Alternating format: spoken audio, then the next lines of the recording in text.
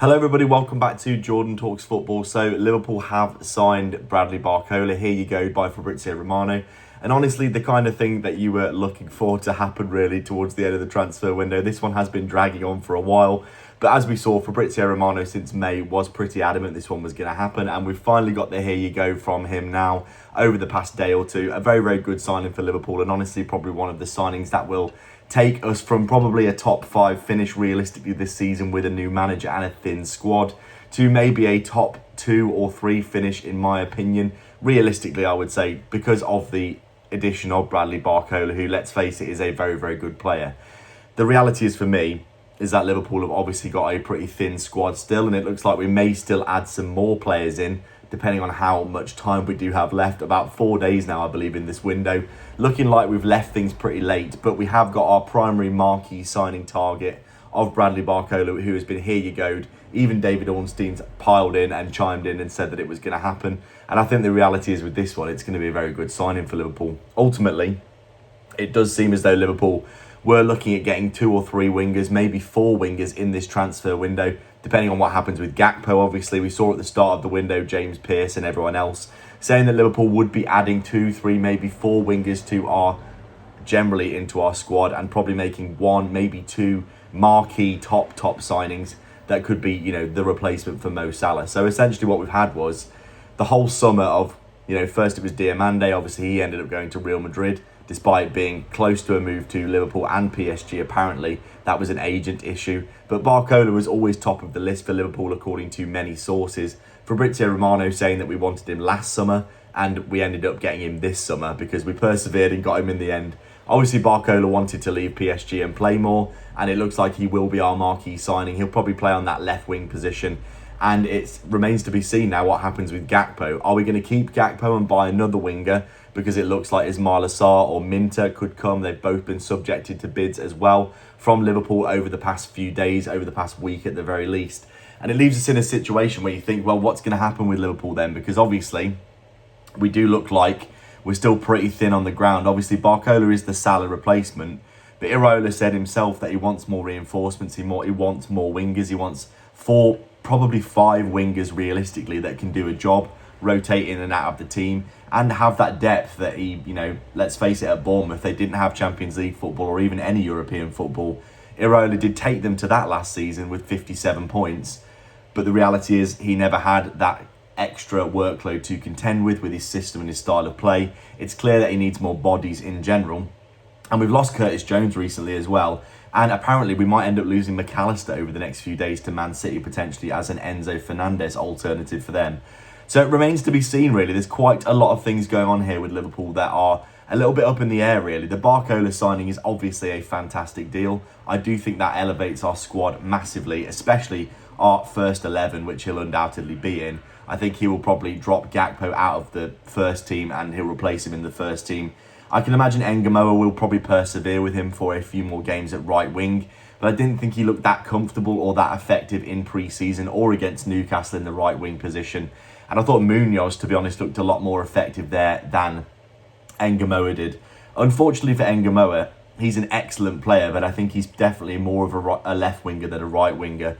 In fairness, I have been saying all summer that Engamoa did get that man of the match performance for England on the right wing, but he hasn't seemed to be picking up that same kind of form and that same kind of, I would say, comfort on that right wing that he did in that England game. He looked like he was full of beans in that game, and the reality is now, with Barcola coming in, barring him getting injured, he's going to play 95% of the games this season, and he's probably going to play on the left wing.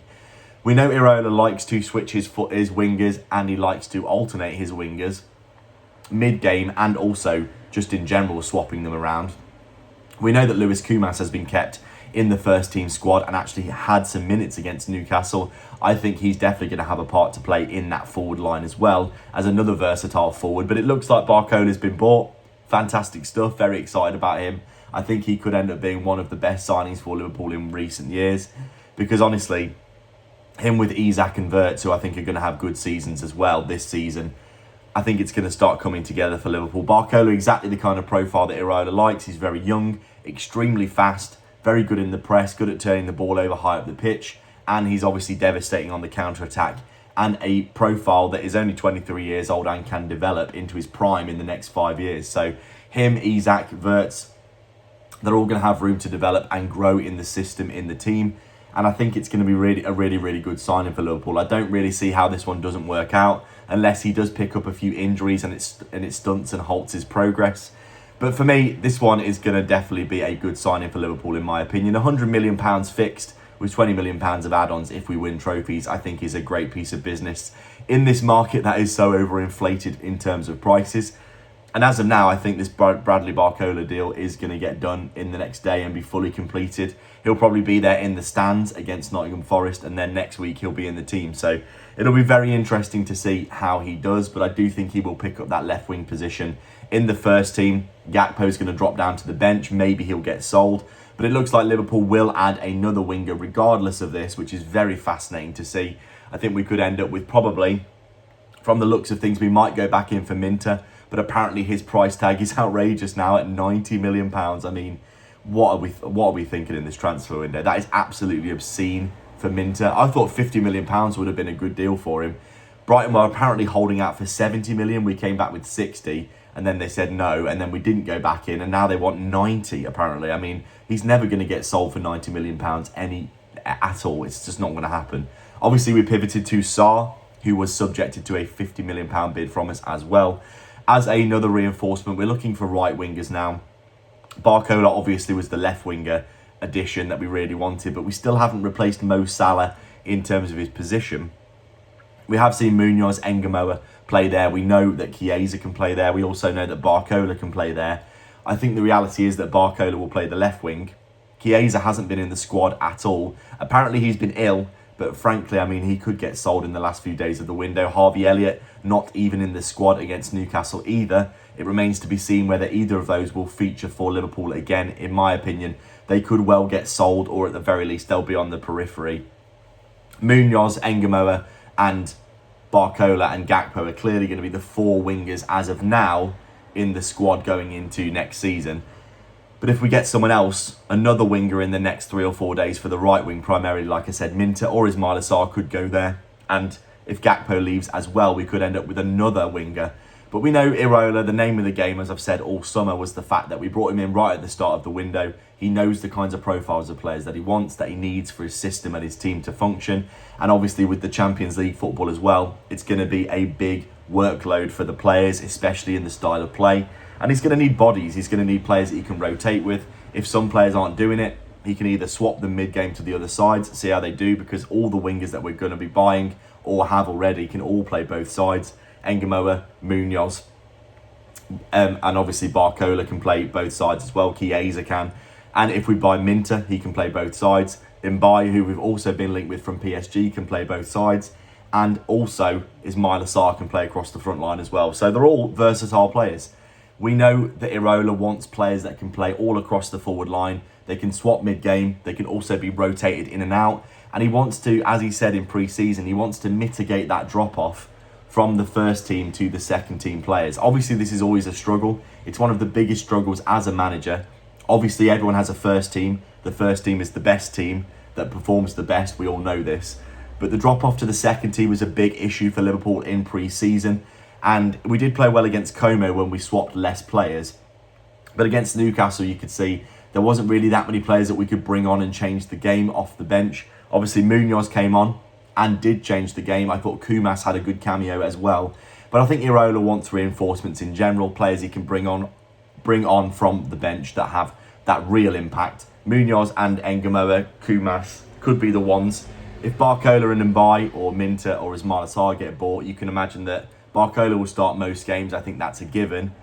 Isak and Wirtz will start in the 9 and the 10 respectively. And then that right wing position really is up for grabs. It could be Mbaye, Ismaila Sarr, Minter. If any of those players do get bought, I think they're probably likely to start, in my opinion, ahead of Engamoa in that right wing position. I know everyone really likes Engamoa, and I do as well, but I'm not convinced personally that he's an Iraola winger out and out, really, because I think he's a little bit lazy in terms of defending. He doesn't track back, and he's not that aggressive in a tackle in the press. For me, he is a great player. I'm not disputing that, and I think last season he was one of our best players in the left wing position in a team that looked completely at sea and had no idea what it was doing. But I think the reality is for me that in terms of in that right wing position, if we buy an actual right winger, I don't think he's going to start, because Minter, Ismail Assar, Mbai and all these players that we've been linked with, I think they're a little bit more Iraola coded in terms of the style of play, in terms of being able to press, turn the ball over, the work rate that he needs to make his team function. Because one of the reasons that Arne Slot didn't do very well last season, in my opinion, is because we had Isak and Wirtz and Salah and Gakpo as our front four, and none of them are really super high work rate players in terms of defending. And this season, we're mitigating that a little bit with the style of play, but I still feel like Liverpool will probably go for a more physically adept option at pressing and defending if we do buy one, instead of Engamoa in that right hand wing position. Because right now, the case may be for me that it's pretty damn likely that we are going to be seeing Engamoa probably dropping to the bench. He's not going to play ahead of Barcola for me. He probably will rotate with Barcola, which probably means that Gakpo will get sold unless he rotates with Isak. But when the Ekitike comes back, Gakpo's probably not going to have a role in the squad there. Barcola could play right wing potentially. He'll probably swap mid-game anyway, but it remains to be seen whether or not we will see Barcola playing on the right wing. I think he'll probably just play the left wing, and it leaves the right wing up for grabs, really. Like I said, I don't think Engamoa is the right kind of profile for Iraola to really make his system work fully, and I think it's more likely that if we buy Mbai or Ismail Assar or Minter or somebody else, that they'll probably play in that position because they're more suited for Iraola's system. We'll see, because it's going to be a long old season. Engamoa will get his chance. If Gakpo stays, he'll get his chance. Chiesa and Munoz will probably get their chances if they stay as well.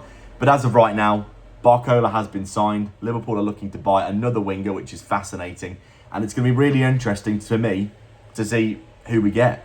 And we might also get a midfielder. Apparently, we've been linked with Lamine Camara today, who is also an excellent player, as we know. I have to apologise, I'm on holiday right now, so the noise is pretty bad from the road. But you can obviously see that Liverpool are looking to add wingers. That's 2 now, and we're looking for 1 more winger. Depending on if Gakpo goes, we could get another one, and midfielders are an option with Curtis Jones leaving as well. As always, like and subscribe and comment. Let me know what you think about all of this down below. I'm very excited about Barcola. Let me know what you think about him, and I will catch you in the next video. Take care.